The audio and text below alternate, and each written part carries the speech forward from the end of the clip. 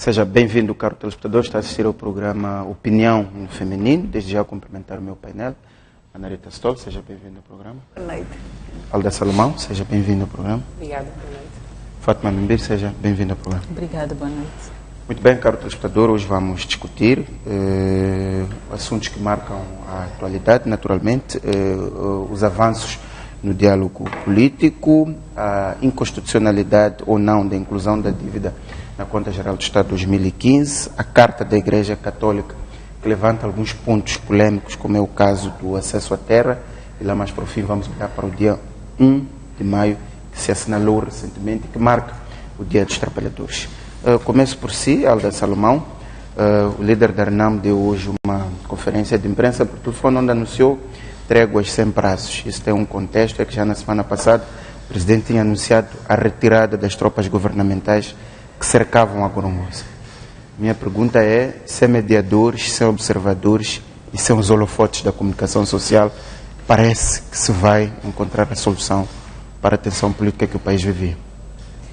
Bom, acho que todos nós neste país estamos ansiosamente à espera de ouvir dizer que estamos finalmente numa fase definitiva.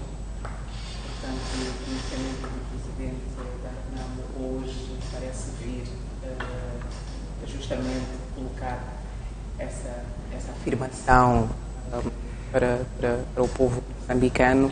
Portanto, acho que a primeira coisa que nós devemos dizer é estamos todos muito felizes por finalmente termos chegado a este ponto de onde nunca deveríamos ter saído. Sim? Também mostra que temos que ser criativos e inovadores nas várias formas que se nos oferecem para resolvermos os nossos conflitos.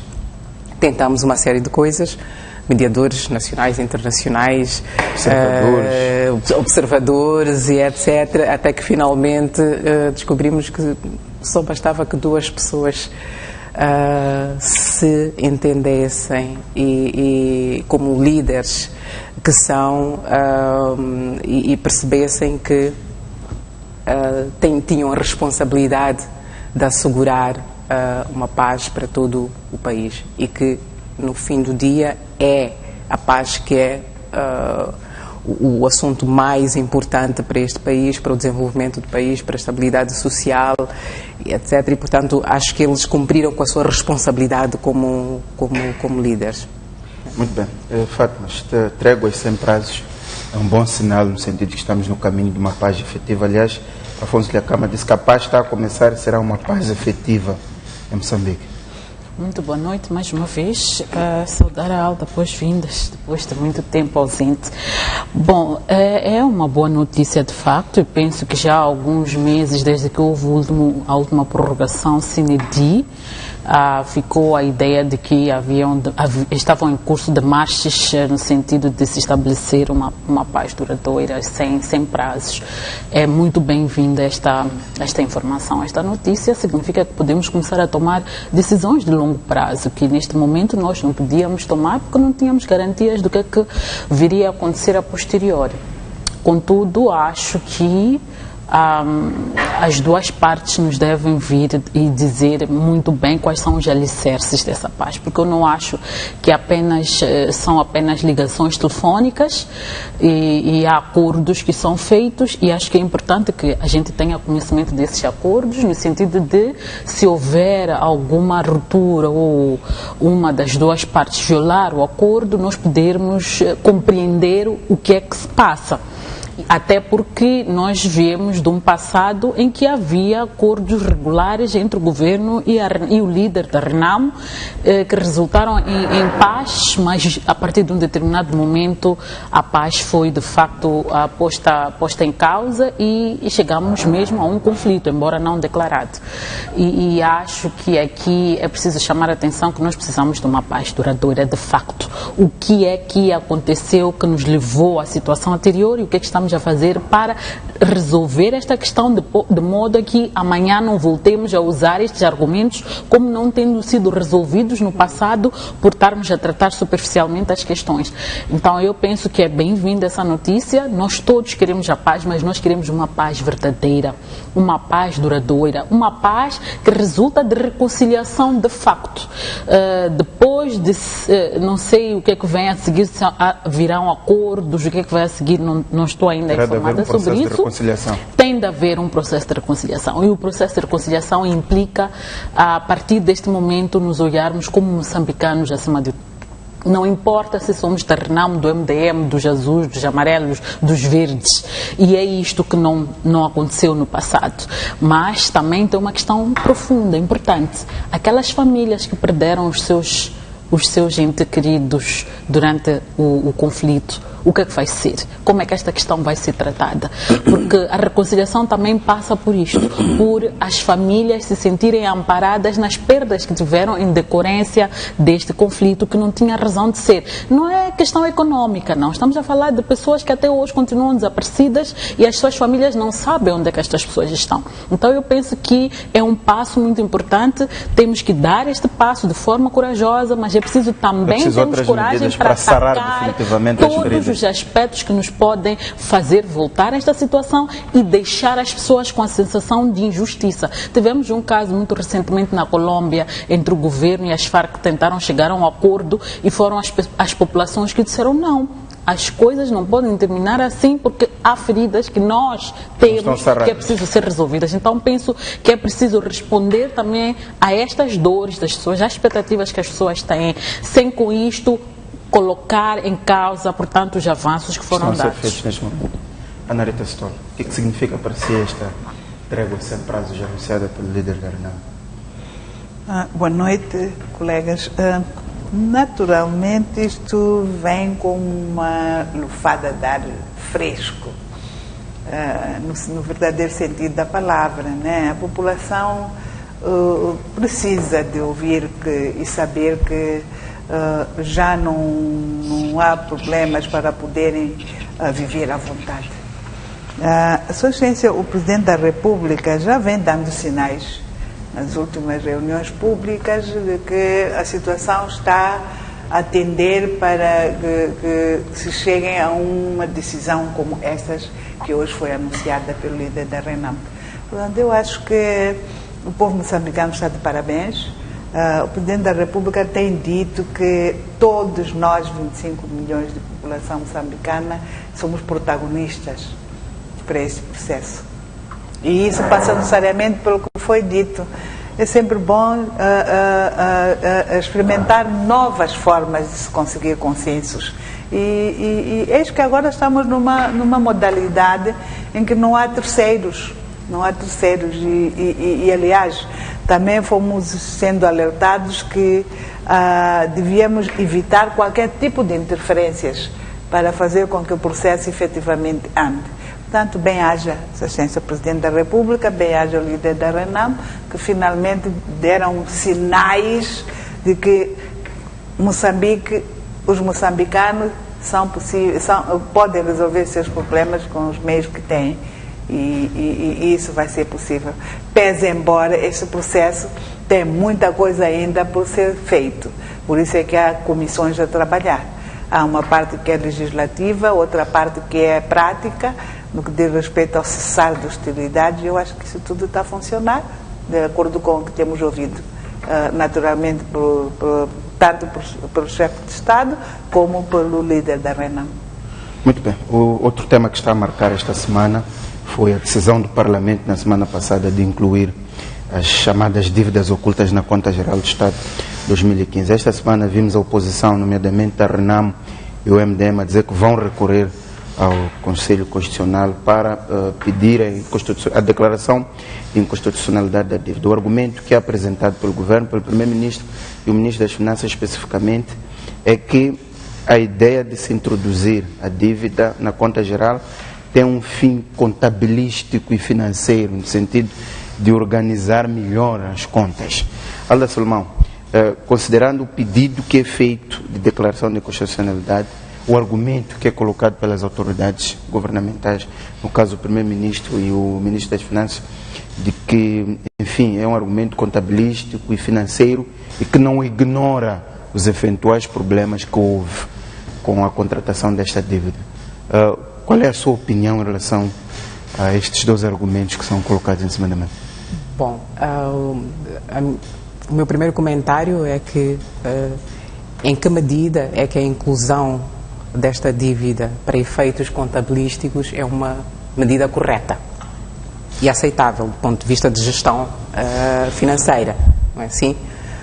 Portanto, acho que o Primeiro-Ministro tem que responder a essa pergunta e clarificar em que medida é que essa medida está em conformidade com aquilo que são as regras e boas práticas de gestão financeira e contabilística. Em segundo lugar, eu penso que este assunto nos mostra a importância de nós termos instituições que funcionam. Por um lado, a importância de termos a separação de poderes e a importância de nós termos a consciência de que quando nos sentimos lesados em relação a algum assunto, temos como recorrer a instituições que vão funcionar, ao invés de recorrermos à guerra, etc. Estamos a vir de um tema em que tentamos resolver os nossos diferendos a partir do uso das armas e mostrou-se que essa solução nunca será a melhor. Portanto, quem se sente lesado ou quem se acha com argumentos suficientes e fundados para contestar uma determinada posição, recorre às instituições competentes para fazer valer a sua posição. E é isto também que este caso nos mostra, é uma lição para todos os cidadãos, no sentido de que tens um diferendo comigo, qualquer que seja o motivo, há mecanismos, há instâncias que podem resolver o diferendo. Portanto, as partes envolvidas estão a usar os seus argumentos e estão a usar as instituições competentes para tomarem as decisões necessárias. Vamos aguardar.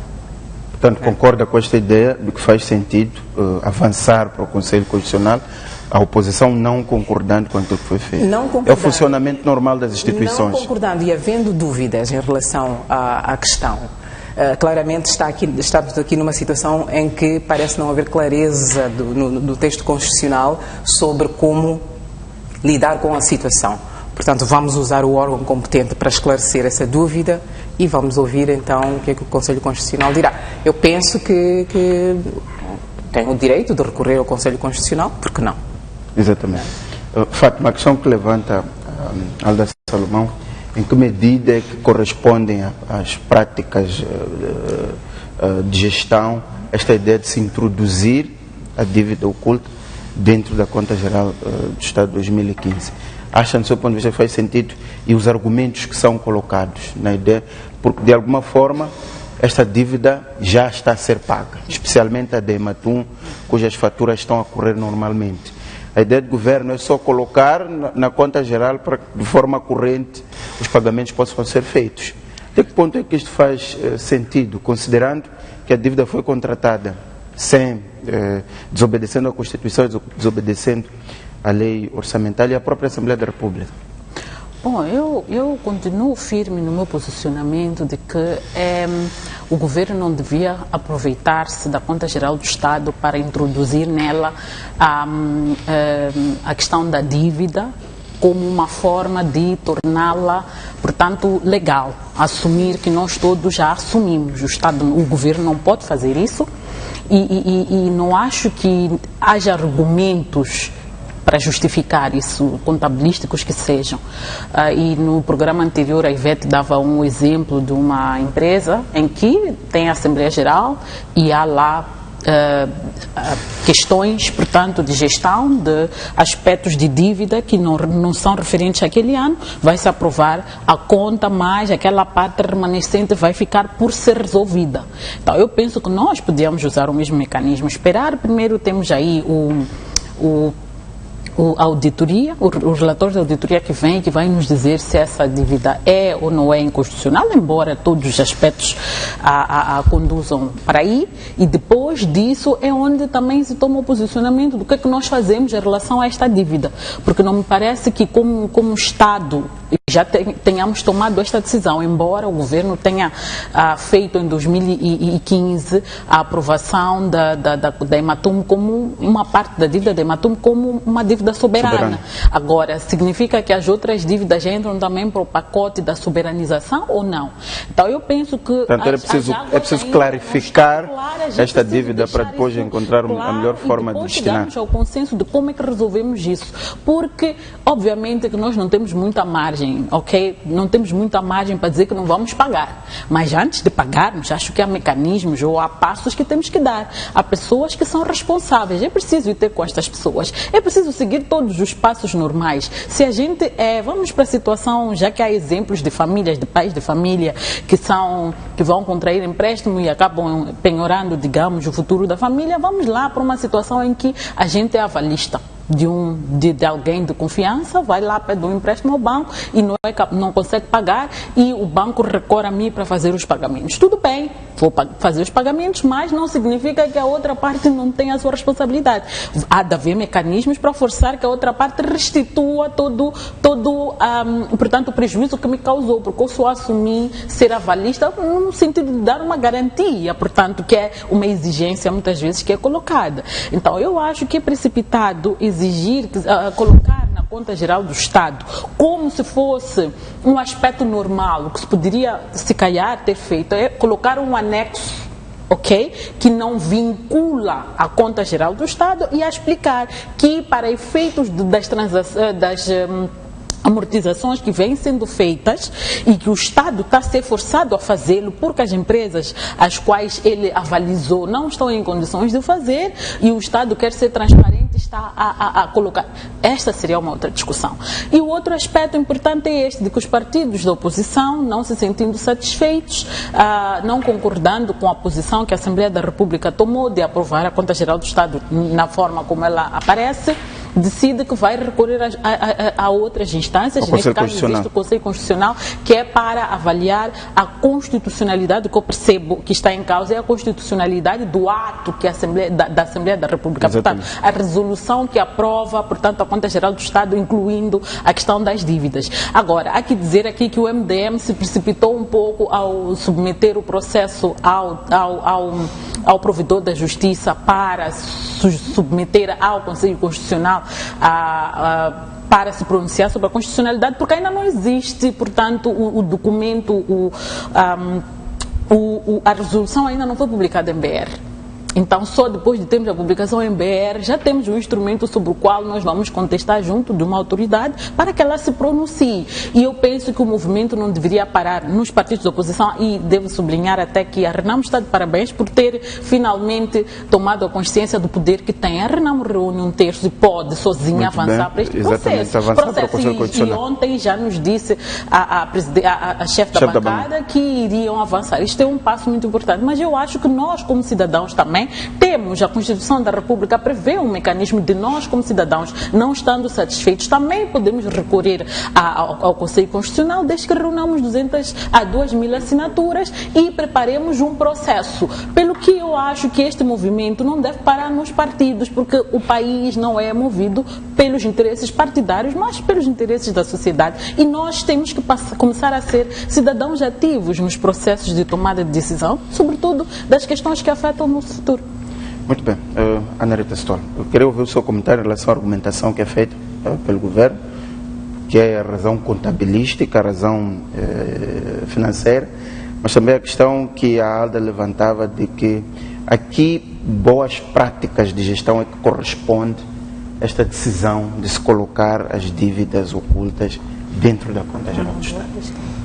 Obrigada. Já debatemos de forma sobeja na última semana. E o apelo da Fátima foi esse, portanto, desafiar a oposição, e a oposição ouviu-te e fê-lo. Mas é o direito, como diz a Alda, estes ou outros temas, qualquer cidadão pode recorrer à fiscalização preventiva da constitucionalidade. A Renamo fez, no seu mais alto critério, o Conselho Constitucional fará o juízo. Mas eu, voltando atrás, o que aconteceu na plenária no dia da aprovação da conta foi no estrito cumprimento da lei. E nós temos o regimento da Assembleia da República, nos artigos 196 a 99, que falam diretamente qual é a competência da Assembleia para com a Conta Geral do Estado. Eu acho que foi isso que foi feito. E não vamos repetir de novo.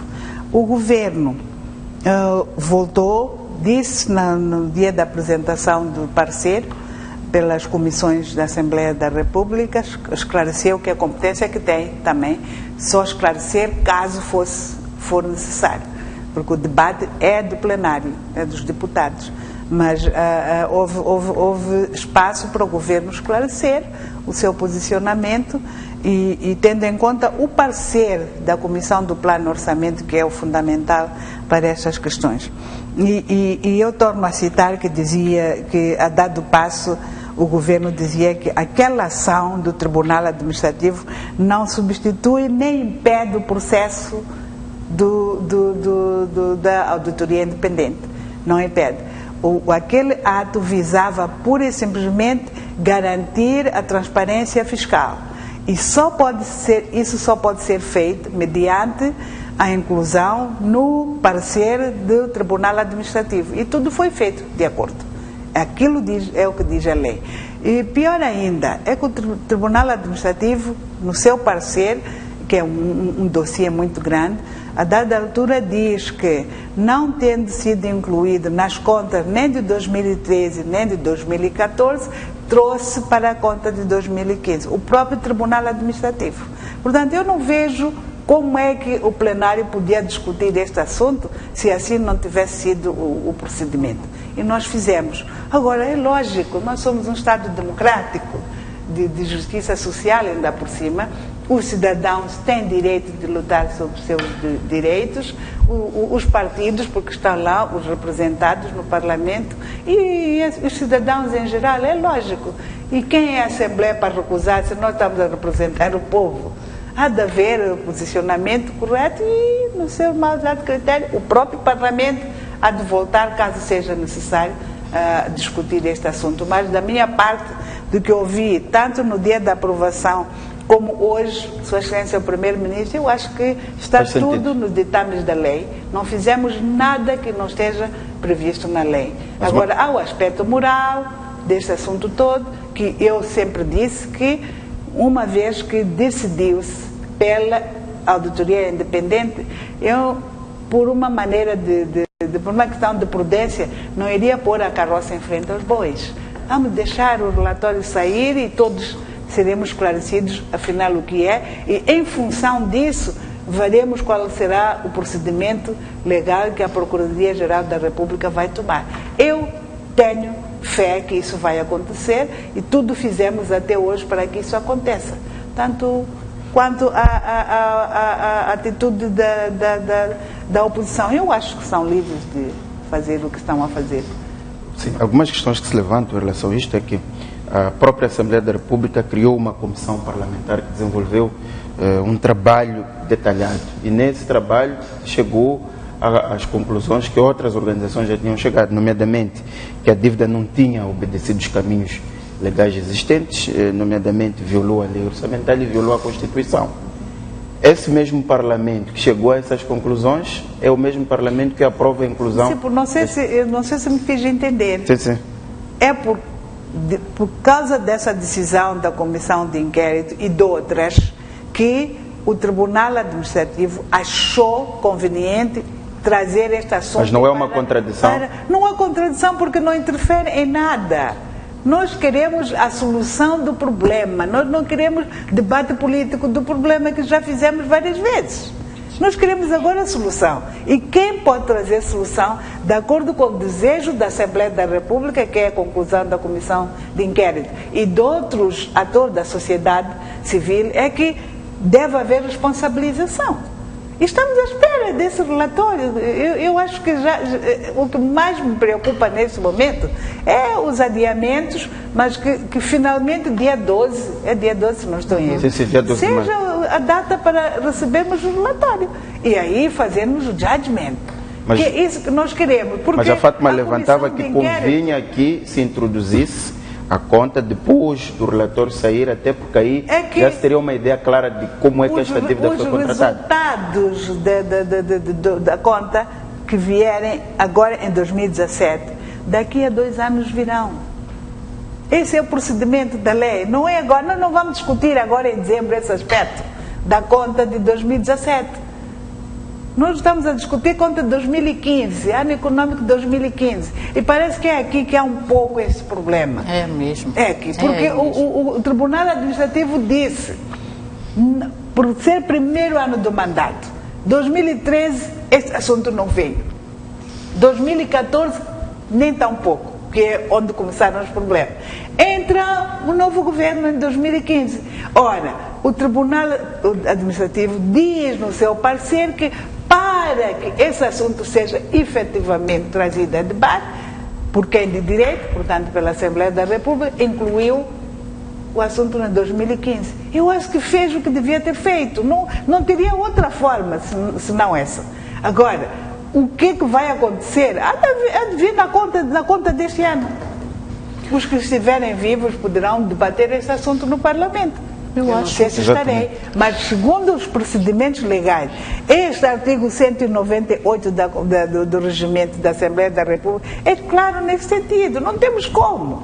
Não temos como. Fátima, antes Alda, convence-lhe este argumento que é levantado, a questão de que não havia outra saída se não incluir na conta de 2015, a questão da transparência fiscal que levanta a Ana Rita, e também a questão de que introduzir as dívidas nesta conta, enfim, não vai afetar os resultados do relatório da auditoria. Bom, volto a dizer, tudo depende do objetivo pelo qual se fez esta inclusão, não é assim?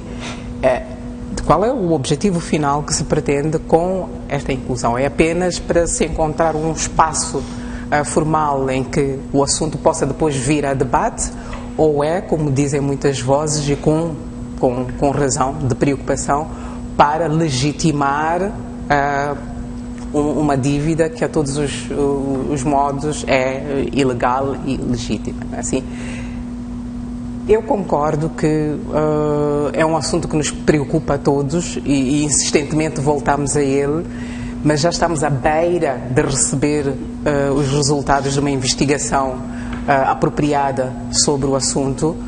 Vamos esperar para ver o que é que vai acontecer, não só em relação ao conteúdo do relatório, mas também em relação ao posicionamento de instituições do Estado como a Assembleia da República. Muito bem. Fátima, convencem-lhe os argumentos da Não, claramente que não nos convencem. E não nos convencem, primeiro porque não está clara qual era a intenção do Parlamento ao aprovar a Conta Geral do Estado com a questão das dívidas incluída. Esta questão da transparência fiscal, o que é exatamente quando falamos de transparência fiscal? Transparência fiscal é dizer que o governo contraiu uma dívida em 2015, quando deveria tê-lo dito em 2013 e em 2014 e não o fez. E mais, nesse mesmo ano de 2015, a que se refere a conta, o próprio governo, esse novo, negou reconhecer a existência destas dívidas, até que foi finalmente desmascarado e não ter tido mais espaço para continuar a dizer que não conhecia, e teve que vir e revelar até muito mais do que aquilo que se falava, e ficamos a saber de uma outra que nós não sabíamos, e ficamos a saber que afinal não era uma, duas, eram 3 no final. Então, eu penso que não está muito clara essa ideia de transparência fiscal. Transparência fiscal em que termos? É dizer que nós contraímos uma dívida porque não fizemos em 2014, 2015, ok, faria um anexo, uma adenda ali. Mas não existe esse papel de anexo no Parlamento. Não existe. Sim, mas na conta poderia existir. Podíamos abrir, se abrimos a exceção para aprovar uma questão que não diz respeito àquela conta, diz respeitando inclusive a própria lei do SISTAF, que diz que nenhuma despesa pode ser considerada realizada no ano ok?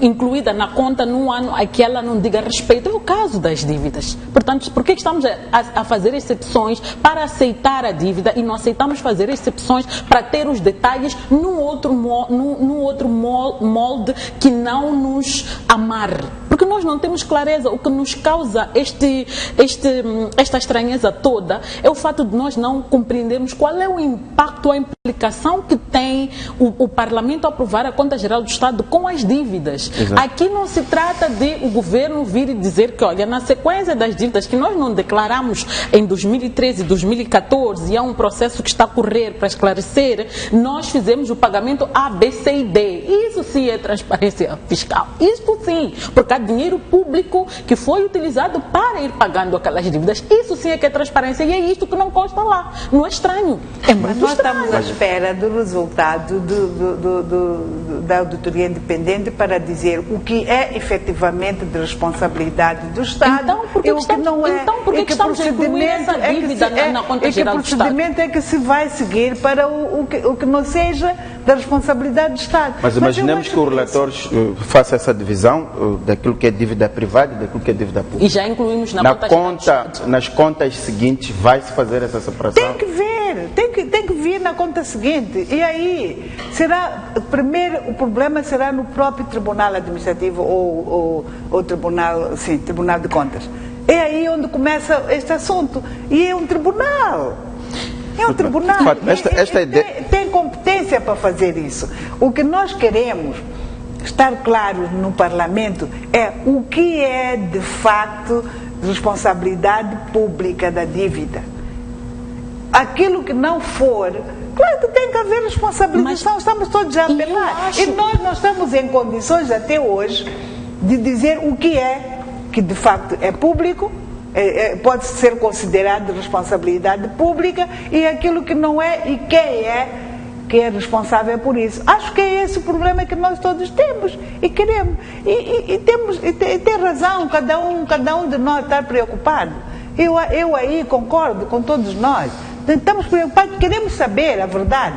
Mas para saber a verdade, há procedimentos. Fátima. Não há nada sem procedimentos. E a Assembleia tem os seus procedimentos. E são esses que foram aprovados por lei, e a Constituição da República o diz. Agora, se queremos mudar, eu também acho que chegará um momento que é preciso mudar, flexibilizar, agir de outra maneira. Isto é evolutivo, é dinâmico. Não há problema nenhum. Mas neste momento, eu acho que fizemos aquilo que está previsto na lei e cumprimos o que é possível fazer. Muito bem, Fátima. Sim, eu acho que estas questões que a Ana Rita levanta, ligadas ao esclarecimento, etc., no final do dia nos mostram claramente que houve precipitação do Parlamento ao aprovar, portanto, a Conta Geral do Estado, incluindo esta questão. Eu acho que poderiam aprovar a Conta Geral do Estado, ressaltando que não reconhecem o aspecto referente à dívida. Acho, não sei se há espaço até que a auditoria seja publicada. Portanto, distanciando-se da questão da inclusão da dívida e as possíveis consequências que isso tem de aprovar uma conta em que está lá. E segundo, é preciso chamar a atenção e se calhar alguma responsabilidade do próprio Tribunal Administrativo, porque o Tribunal Administrativo não poderia ter aceito a declaração, portanto, das dívidas sem ter exigido que o governo declarasse o que é que fez, porque esse é o papel da auditoria do Tribunal Administrativo. Você declara que fez um pagamento X ou contraiu uma dívida, e você tem que dizer com o valor da dívida você fez isto, por que não está na Conta Geral do Estado, no relatório, portanto, e o parecer do Tribunal Administrativo à Conta Geral do Estado. Então aqui também é preciso chamar a responsabilidade ao próprio Tribunal Administrativo, que de certa forma, sem querer ilibar os deputados da FRELIM, os possa ter induzido também para esse aspecto, por não ter ressaltado este ponto. Porque se o governo vem e diz, ele diz por não ter incluído em 2013 e 2014, tem que incluir em 2015. Devia dizer, inclui em 2015 e diz exatamente o que você fez. É assim como acontece a prestação de contas. Então, houve falhas também por parte do auditor das contas públicas, por não ter exigido isso, mas está mais do que claro que a FRELIM precipitou-se ao aprovar, porque ela própria, quando diz que essa parte do pagamento, da parte pública, a parte privada ainda tem que ser esclarecida. Então, qual é aquela parte que estamos a declarar na Conta Geral do Estado?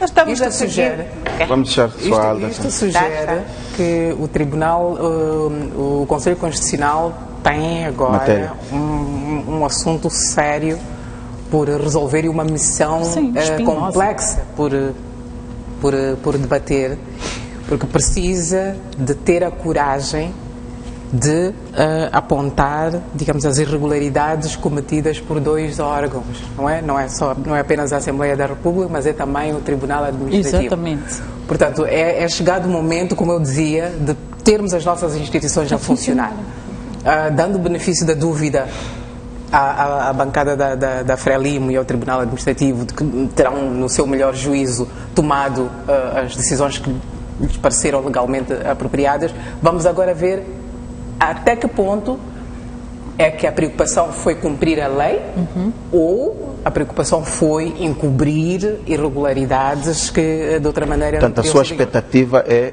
ver aquilo que o Tribunal Constitucional vai decidir. Vamos ver o que é que o relatório vai dizer, o relatório da auditoria, e vamos ver o que é que o Tribunal Constitucional vai dizer. Tem que haver coerência aqui, né? Mas essa ideia que a Ana Rita levanta de que a auditoria não afeta esta decisão do Parlamento, faz algum sentido no seu ponto de vista? Vamos ver. Vamos ver. Este procedimento está escrito, pena que eu não trago o regimento, porque eu acho que esse não é debate para questões técnicas, não é? Não valeria a pena. Mas isso vem ali no regimento mesmo, em que o procedimento era necessário para garantir controle e fiscalização pelo Tribunal Administrativo. Ainda por cima diz, em consonância com o SISTAF, e depois só iremos agir comprovado ter sido aplicado, cuja dívida tenha sido aplicada para fins públicos. Aí entra a nossa defesa como Parlamento. Agora, aquilo que não foi aplicado para fins públicos, gente, é aquilo que nós todos estamos à espera. E aparentemente é capaz de ser maior do que foi aplicado para fins públicos, pelo que ouço falar, por um lado. Por outro lado, nós temos uma comissão, a primeira comissão, que tem deputados de todas as bancadas.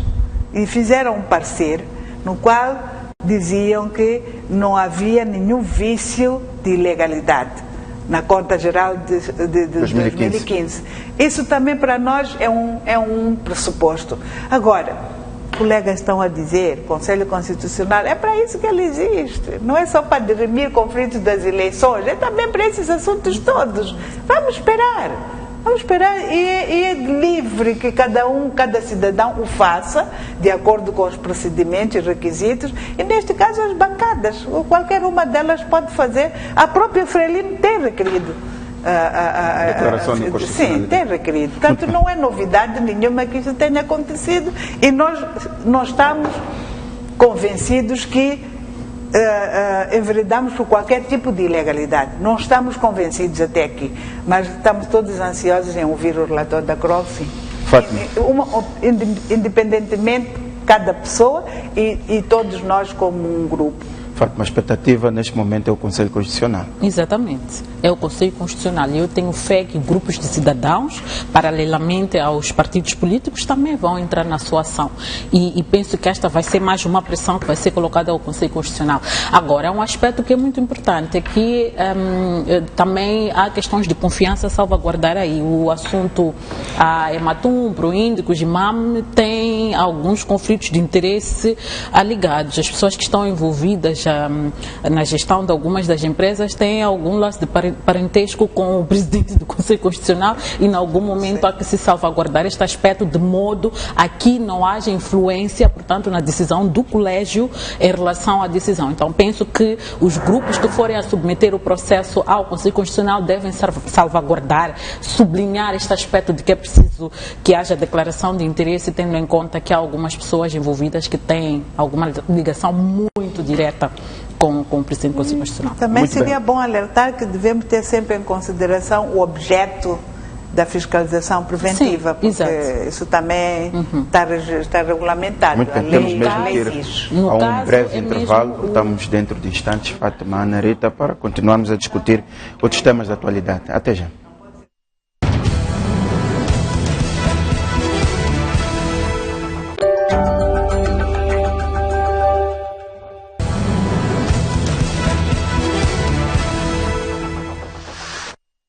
Muito bem, caro espectador, voltamos para a segunda parte da Opinião Feminina, desta feita para discutirmos a carta da Igreja Católica, portanto uma carta produzida pelos bispos e que foi libertada este domingo. O pano de fundo desta carta é a questão da terra em Moçambique. Alda, eu vou mesmo assim, até porque tem especialidade nesta área. Vou ler uma citação desta carta. A terra em Moçambique está a tornar-se uma fonte de problemas, principalmente para as comunidades locais dependentes da terra para a sua sobrevivência, das quais 90% são ocupadas por prática costumeira, modelo de ocupação de terras reconhecida pela lei de terra. Um outro ponto que esta carta levanta é que espera que a Assembleia da República, bem como outras instâncias legislativas, ao criar leis sobre a terra, dificulte o acesso por parte de estrangeiros e empresas multinacionais e beneficie as comunidades locais. Quero ouvir a sua opinião, tendo em conta também que tem uma experiência no terreno sobre este ponto que já é de domínio público, os problemas da terra, até porque o Ministério da Terra tem uma série de iniciativas para ver se tenta minimizar a situação. Mas esta posição da Igreja Católica, no seu ponto de vista, é uma posição veemente. Sim, eu gostaria de começar por felicitar a Igreja Católica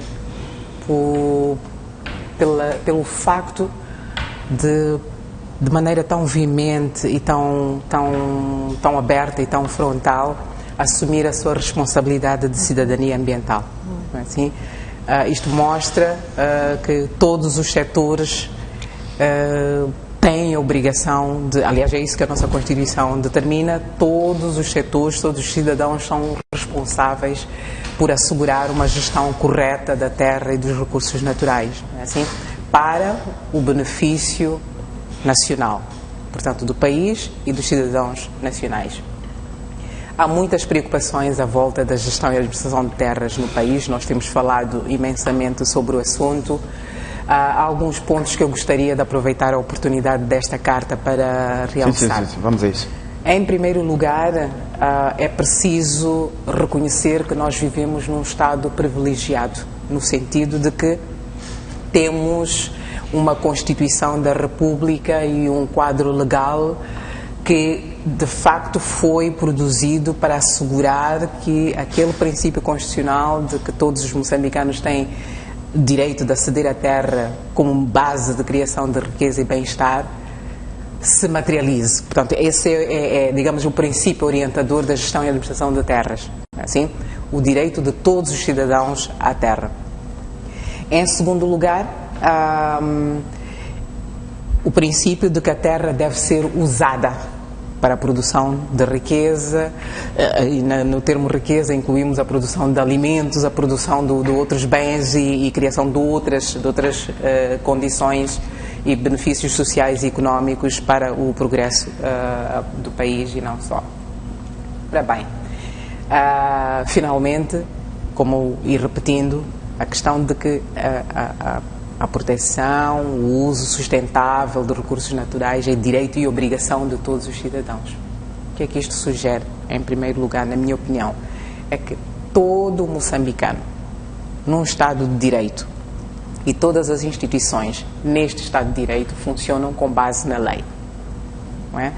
Então, a primeira coisa que eu queria sugerir à Igreja Católica e a outras confissões religiosas, porque isto não é só, estamos a falar desta carta que veio de uma confissão religiosa, mas isto aplica-se a todas as outras, é que todos os cidadãos, idealmente, mas ao menos todas as famílias deste país deveriam ter uma cópia da Constituição da República e uma cópia da Lei de Terras. Este é o país em que a terra é a base de sobrevivência, de subsistência, de progresso social e económico. Nós temos uma ligação profunda em várias dimensões com a terra e os nossos cidadãos não sabem quais são as regras, direitos e obrigações. Portanto, os cidadãos devem conhecer os seus direitos, devem conhecer as suas obrigações. Portanto, talvez aqui a Igreja possa intervir, porque eu li a carta e a minha reflexão foi, ora bem, o que é que a Igreja pode fazer para ajudar nesta questão da prevenção de conflitos, para ajudar nesta questão de uma utilização melhor da terra, não é? para ajudar nesta questão de proteção de direitos. Falou das iniciativas do Ministério da Terra e Ambiente, ao programa Terra Segura, que tem como objetivo proteger direitos. Ora bem, o que é que nós todos podemos fazer para além do Ministério da Terra para este propósito? Não é? Quantos cidadãos neste país estão a tomar a iniciativa de se aproximarem ao governo e exigirem, por exemplo, os seus títulos de ocupação de terras? Quantas comunidades estão a organizar-se para conhecerem os seus limites, não é? Confirmarem os seus limites e assegurarem que têm o controle da sua área territorial? Portanto, é uma questão de cidadania aqui. Sim, exatamente, a todos os níveis. Portanto, nós, os cidadãos, temos que começar, não é só em relação a dívidas públicas ou em relação a outros assuntos que nós temos que intervir junto das instituições. Nós temos que intervir também em relação a esta matéria, começando nós próprios a tomar algumas ações. Temos conflitos, porquê? Muitas vezes porque não conhecemos a legislação, ou conhecemos-la pela metade. Não sabemos como lidar com as instituições do Estado. Mencionou uma citação da Carta em que se pede para que o Parlamento ou outras instituições dificultem o acesso por parte de estrangeiros e empresas multinacionais. A nossa legislação dificulta imensamente. Já dificulta imensamente. O que facilita, digamos assim, o acesso de estrangeiros e outros à terra é a ignorância dos cidadãos nacionais em relação às regras. Não é assim? Muito bem, mas há uma questão também que se levanta, que é de implementação. Pois. E há também a questão de que a terra praticamente vende-se no nosso país. Está a levantar aí uma série de assuntos. Está a levantar uma série de assuntos.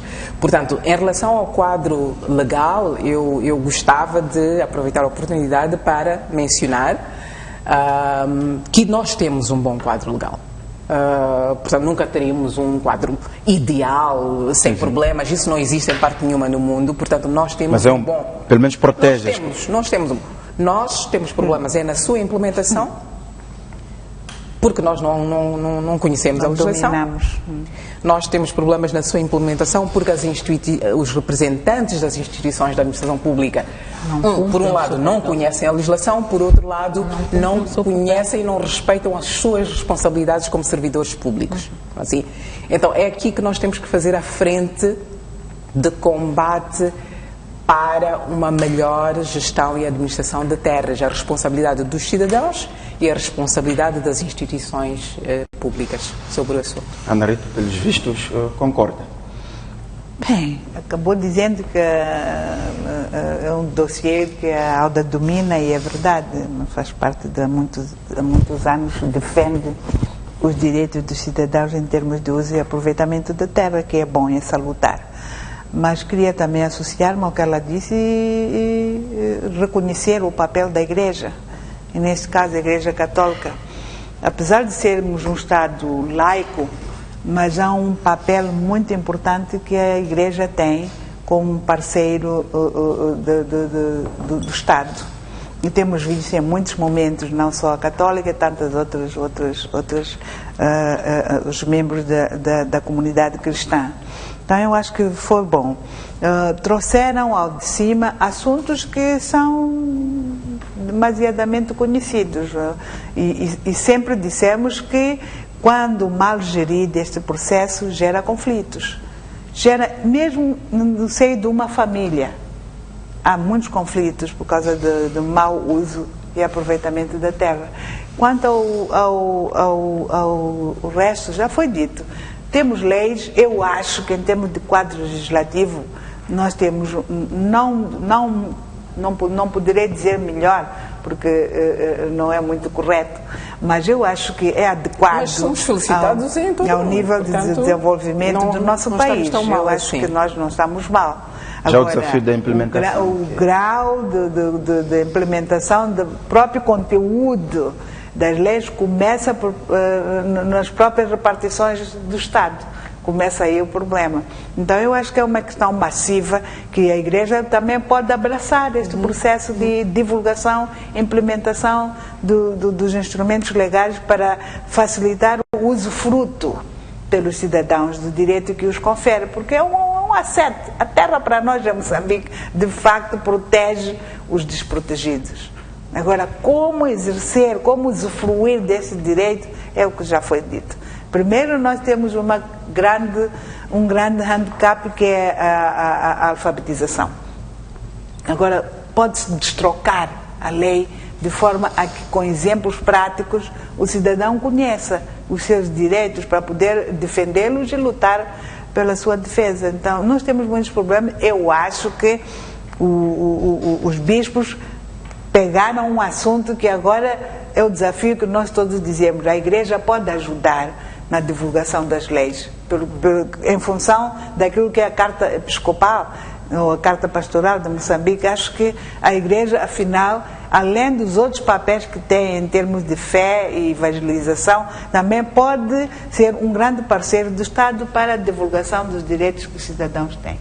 Fátima, cidadania não é só bater-se pela dívida pública, é também fazer valer os direitos de acesso à terra. Claramente, e penso que nós temos estado, incluindo a ALDA, nessa empreitada, e é uma empreitada em glória, porque o que nós vemos acontecer um pouco pelo país, sobretudo com este surgimento massivo de empresas internacionais cheias de bilhões e a encherem os olhos das pessoas, no final colocam-nos numa posição de quem quer impedir que as pessoas tenham acesso a esse dinheiro, quando na verdade o que estamos a dizer é que as pessoas têm que ter o acesso àquele instrumento que lhes vai dar de facto uma garantia, a proteção, como foi dito, a proteção dos desprotegidos, e que neste momento está em xeque. E é verdade, embora tenhamos uma lei que de certa forma protege, quando por exemplo ela prevê a ocupação de terra por boa fé, portanto os meus avós onde moram, onde meu pai cresceu, eles não têm um doate necessariamente, eles não requereram o direito de uso e aproveitamento da terra, são extensas áreas, mas porque vivem lá e são gerações que foram se reproduzindo ali, a terra passou a pertencer à família, embora por lei pertence ao Estado, e se o Estado julgar que aquela terra tem utilidade, portanto o Estado quer dar uma utilidade superior à utilidade que é dada hoje pelo uso, portanto, dos indivíduos, pode ser expropriado, portanto, a terra, e depois já lugar a estas compensações, etc, etc. Portanto, a lei é boa, mas tem um pouco eu chamo de lacuna, que pode ser usada, e muitas vezes nós vemos ela ser usada mesmo no sentido de prejudicar as pessoas, e talvez é aí onde vem o apelo dos bispos da Igreja Católica, porque quando chega o projeto, o Estado expropria as comunidades e depois atribui a esse estrangeiro. E o processo de negociação, de discussão das compensações, sobretudo num contexto em que nós nem temos um mecanismo,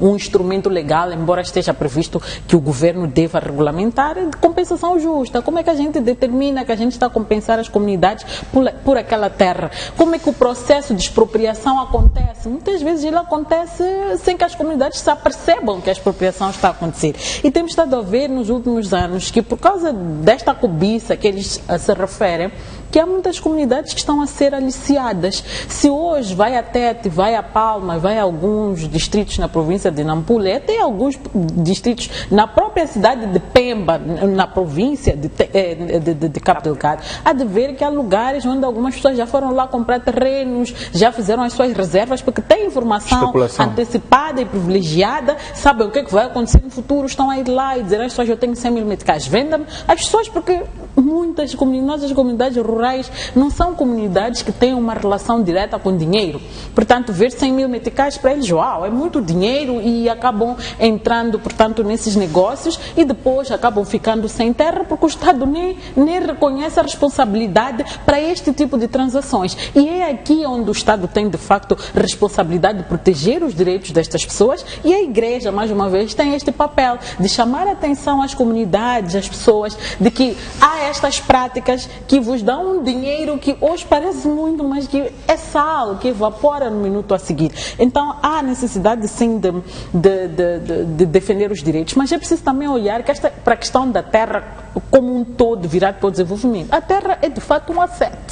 A terra é um ativo, e é um ativo muito caro. Se for para os Estados Unidos, onde a terra pertence aos indivíduos, as pessoas vão ficar ricas porque elas vão capturando maior extensão de terra que podem para poderem ganhar dinheiro. No nosso caso aqui, o fato é que a nossa planificação é muito pobre e nós não sabemos, por exemplo, quais são as áreas que nós temos ou as regiões que nós gostaríamos que houvesse um desenvolvimento econômico, portanto, para desenvolver as indústrias, etc, etc. Até hoje, por exemplo, nós não sabemos, temos ideia de onde é que os recursos ocorrem, mas não temos muita precisão e um plano sobre isso, que já, de certa forma, evitaria que as pessoas fossem sendo de forma arbitrária retiradas daquelas regiões e muito resultado de uma relação não muito boa com o estrangeiro, quando na verdade a sua relação deveria ser com o Estado, que lhe deveria dizer, olha, esta área aqui, nós fizemos um estudo e concluímos que esta área aqui, no futuro vamos construir uma zona industrial e não se pode morar aqui, e a zona para habitação há de ser esta, e nós garantimos que todos vocês têm acesso à terra, etc, etc. Eu penso que esta é uma outra lógica que eu penso que nós temos que começar a pensar nela, a seguir, para ver, porque é para termos este desenvolvimento que não exclui pessoas, porque neste momento o nosso desenvolvimento exclui, extrai até as pessoas das suas zonas e as coloca noutras e em condições muito mais. Estamos a dizer que as pessoas têm acesso ao mar. E as formas como você acede para fazer a pesca são conhecimentos que são transmitidos de geração em geração. De repente, você está a ser retirado para começar a produzir peixe em cativeiro. Quer dizer, isto é uma violência muito grande e é preciso que comecemos a refletir nesse sentido. E é bem-vinda. Alda, queria ainda insistir neste tema, mas ficamos com pouco tempo. Tem só 2 minutos para passarmos para o resto e fecharmos. Um dos maiores poderes que uma pessoa tem é conhecimento e informação. Eu volto a repetir. Os cidadãos deste país precisam de tomar a iniciativa de se informarem e se educarem em relação a assuntos legais. Não vamos deixar nas mãos do Governo, da Assembleia da República, etc., a responsabilidade de nos informar sobre os nossos direitos e nossas obrigações. Vamos nós tomar a iniciativa de o fazer. E já que estamos em maré de campanhas, não é? Corrijo-me, de operações. Operação Tronco, desafio o Ministério da Terra, Ambiente e Desenvolvimento Rural a iniciar ou organizar uma operação Terra Segura, em 2 dimensões. Uma operação para ajudar a massificar a informação sobre normas e procedimentos de gestão e administração de terras neste país. A segunda dimensão, para fazer um levantamento sobre como é que os processos de aprovação de investimentos baseados na terra estão a ser aprovados. Porque é uma falácia, por exemplo, achar que impedir o acesso de estrangeiros à terra vai resolver o problema. O problema não são os estrangeiros, o problema somos nós próprios. É o processo. Não é? Portanto, vamos nós verificar como é que as nossas instituições estão a conduzir os processos de licenciamento, como é que nós, os cidadãos, nos estamos a organizar para participar nos processos de consulta e como é que nós estamos a assegurar que somos atores vigilantes do que está a acontecer e usamos as instituições que existem no país para resolver os problemas que nós temos. Portanto, Operação Terra Segura para massificar o conhecimento, temos ainda um grande déficit de conhecimento, mas nós precisamos de saber como é que estes investimentos foram e estão a ser aprovados. Temos imensas ilegalidades, já falámos disso muitas vezes. Imensas ilegalidades, um desrespeito inaceitável pelos direitos dos cidadãos, mas também pelos direitos e interesses do próprio Estado. Então, deixo aqui um desafio à Igreja, ao Ministério, à Igreja Católica, e aos cidadãos também. Aos cidadãos, ao Conselho Islâmico, a toda a gente. Vamos fazer esta operação. É urgente, porque depois não podemos continuar a ter o direito de lamentar, reclamar. Não, as instituições são nossas, o Estado, as instituições do Estado estão para nos servir. Portanto, se elas não estão a cumprir o seu papel, não é só nas florestas que nos devemos insurgir. O que é que está a acontecer no setor de terras? Quando é que vamos ter uma operação para atacar os problemas do setor de gestão e administração de terras, que são gravíssimos? Não tem a ver com estrangeiros. O estrangeiro vem para aqui porque nós lhe abrimos a porta e faz o que nós autorizamos que ele faça em nossa casa. Muito bem, ficamos com pouco tempo mesmo. Vou pedir só 1 minuto para cada uma em relação ao 1º de maio, como não podia deixar de ser. Foi o Dia do Trabalhador e vimos várias mensagens. As principais é a necessidade de o salário se adequar àquilo que são as necessidades do dia e também a questão da melhoria das condições de vida. Foi esta a principal mensagem que os trabalhadores, representados por si próprios, mas também pelos sindicatos, levantaram. Ana Rita Stoll. Felicitar os trabalhadores todos pela festa bonita que aconteceu. Mais uma, não obstante a chuva, o clima, mas foi uma festa... Havia pessoas a marchar. Foi bonita, foi bonita.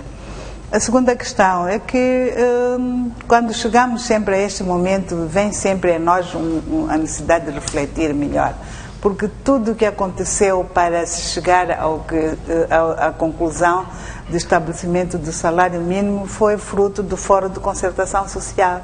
Eu acho que o nosso país também tem esta experiência que vale a pena continuar, de envolver muitos atores, setor privado, setor público e o governo em si a tentar coordenar. Portanto, eu acho que é o possível que se pode pagar e cada área também pode melhorar o desempenho, que é para dar um pouco melhor aos seus trabalhadores.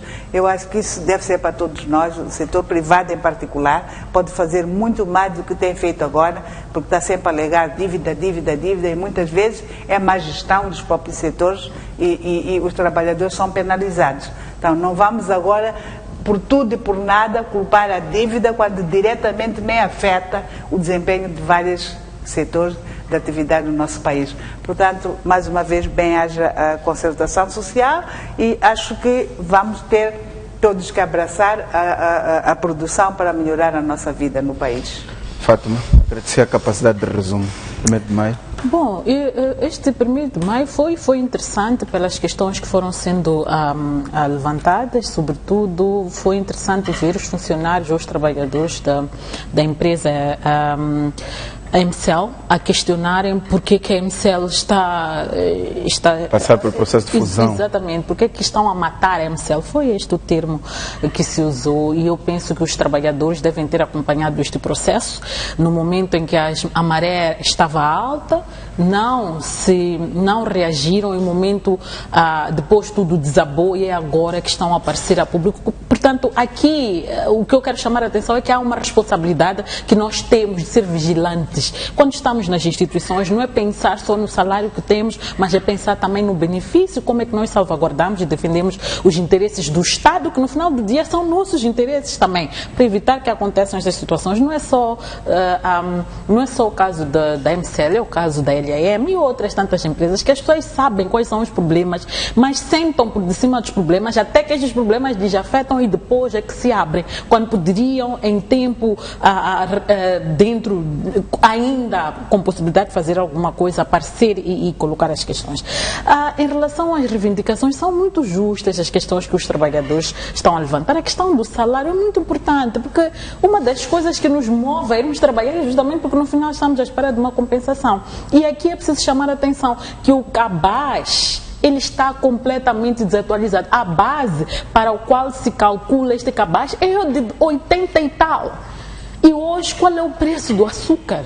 E aliás, é preciso mencionar que esse cabaz foi calculado tendo em conta os bens alimentares, o contexto era aquele de crise dos bens. E hoje tem que contabilizar ali um elemento muito importante, os custos de transporte. E os custos de transporte perfazem 45% daquele salário mínimo mais mínimo. Então é preciso termos alguma sensibilidade em relação a isso. Mencionou a Ana Rita muito bem a questão de que as negociações do salário acontecem em sede daquela Comissão Consultiva. Exatamente, mas é preciso reconhecer que o poder negocial dos nossos sindicatos é quase zero. O governo e as empresas conseguem sempre fazer passar a sua posição. E nossos sindicatos são fracos, até porque são, de certa forma, também politizados. Então, eu acho que é preciso olhar para esse aspecto, que os sindicatos têm que se robustecer, deixar de estar ligados ligados ao partido, ao governo, mas serem independentes para lutarem por esses Exatamente, próprios. penso Muito que foi a obrigada. ideia. Alda Salomão, quais são os grandes desafios para melhorar as condições de trabalho e as remunerações dos trabalhadores? Bom, eu gostava de dizer que, em primeiro lugar, todos nós somos trabalhadores, não é? Onde quer que estejamos, somos todos trabalhadores e este país só irá crescer se todos nós assumirmos a nossa responsabilidade e função de continuarmos a trabalhar cada vez mais, com mais vigor, com mais iniciativa, com mais criatividade, para desenvolver e melhorar as condições do país numa situação económica, conjuntural, nacional e internacional bastante difícil. Nós estamos num Estado que tem dificuldades imensas. Penso que o grande desafio, mas também a grande responsabilidade que todos nós temos, é esta que discutimos hoje e discutimos sempre, é como organizar o Estado para que ele faça a sua parte. Como ter um Estado minimamente organizado, eficiente, competente, para dentro de todas as possibilidades que tem, dar a todos os trabalhadores condições dignas de trabalho e condições dignas de remuneração. Assim, no funcionalismo público, no setor privado, as empresas são constituídas por trabalhadores. Os empresários são trabalhadores. Como é que nós vamos assegurar que estes empresários são também trabalhadores que se sentem protegidos, acarinhados, reforçados, suportados por todas as equipas, por todas as pessoas que fazem parte da sua equipa e que vão ajudar a desenvolver as empresas. Portanto, o trabalho tem que ser visto em várias dimensões, tem que ser assumido por todos, mas acho que, acima de tudo, nós precisamos de ter um Estado organizado. Eu não vejo, não é só no setor laboral, é em todos os setores que nós sentimos que acabamos de falar da terra também. Precisamos de organizar o nosso Estado. Quer dizer, nós podemos aguentar com tudo de uma maneira melhor, com o Estado se nós tivermos a consciência de que temos um Estado que está a fazer o melhor que pode, dentro das limitações. Não é? Muito Pode dizer que o Estado está a fazer o melhor, porque mas eu há acho que está a fazer critérios de boa governação. Os critérios de boa governação Há critérios de democracia, instituições democráticas, eleições periódicas, legalidade, a transparência. Investimentos adequados. Agora, uma coisa que também tem que deixar de acontecer é outsiders. Sempre criticar e não ajudar para as coisas funcionarem. Também isso não dá. Não podemos ser outsiders, né? Não podemos estar sempre a criticar. Há tendência a fazer as coisas. Não há outsiders. Sim, somos parte do processo. E é importante que a insistência em aspectos negativos primeiro seja reconhecida como uma contribuição, como uma contribuição para a melhoria. Mas daí a liberdade de opinião. Então, não é um problema de liberdade de opinião, é um problema de participação e de correção e de rigor em relação aos aspectos que são levantados. Quando nós dizemos que as instituições públicas podem fazer melhor, nós fundamentamos as nossas afirmações. Temos todos, sim. E temos apresentado propostas. É importante, porque o Estado lidera o processo de desenvolvimento deste país, não é assim? Portanto, é para o Estado que em relação ao Estado que nós vamos, digamos, canalizar toda a nossa energia para assegurarmos que temos liderança adequada. Quando eu digo finalizar o programa, não estou a dizer que qualquer uma de nós não está a contribuir. Antes que estamos a dar um bom contributo até. Quando digo outsiders, estou a dizer no sentido de enquanto não for eu a fazer, não está certo. É nesse sentido que eu estava a dizer. É que mesmo isso acho que não é correto. Não é assim? Porque não é um problema de ser eu a fazer. É um problema de como é que todos nós temos um entendimento sobre como as coisas devem ser feitas. Mas então, quando a gente toma posse, a gente dá posse, a gente investe, é o quê? E para quê? Esperamos um processo participativo. Para quê? Estamos a pôr fé, estamos a responsabilizar. Exatamente. E alguém de tempos a tempos está a prestar conta. todas. É por isso, não pode ser de tempos a tempos É todos os dias. enquanto a casa descamba. Então- não é? então- Nós achamos que é mais correto e mais produtivo e eficiente que, à medida que nós vamos caminhando no processo de desenvolvimento, nós apontemos As falhas. as falhas e as coisas. E temos feito isso, autocrítica, é Não sei preciso. se eu estou a perder. Não, muito bem. Penso que as ideias essenciais já ficaram. Temos mesmo que fechar, Fátima. Fátima, temos mesmo que fechar. As críticas são para destruir, mas Exatamente. não são As mesmo para críticas, construir. quando são Muito bem. Tenho mesmo que agradecer a vossa presença, Ana Rita, muito obrigado. Alda Salomão, muito obrigado pela presença. Fátima Membete. Assim, caro telespectador que nos acompanhou. Até a próxima quinta-feira.